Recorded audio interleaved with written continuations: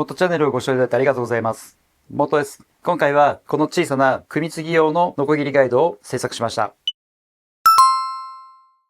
今回のカットでは、こういう形で横でクランプ止めして切っていく感じになるので、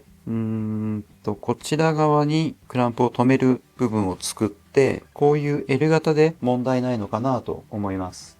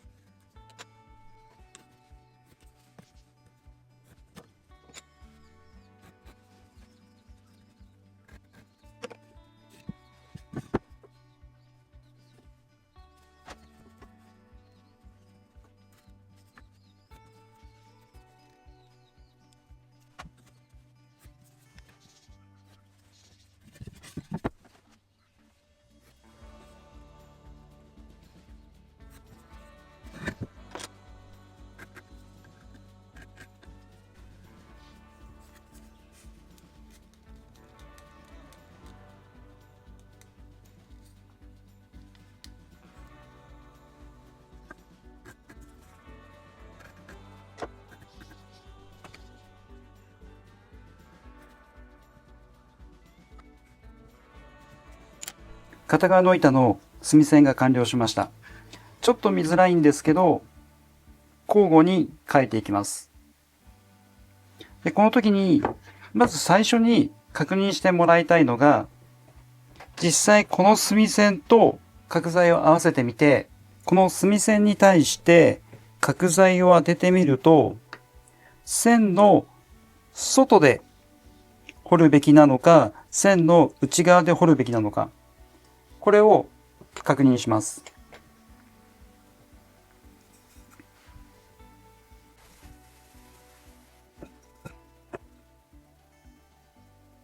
今回ので合わせてみると、墨線を消す感じで彫っていくとちょうどよくはまる感じになるかなと思います。書き加工をする前にこれを確認しておかないと、この線の太さ分ずれたりきつかったりします。必ず書き加工する前に今回の墨線の外で書けばいいのか内側で書けばいいのか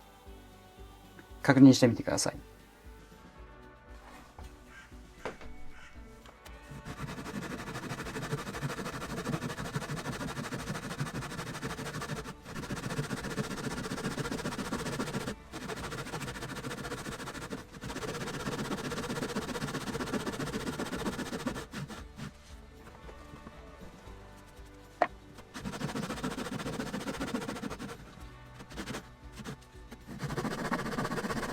カットする方向は必ず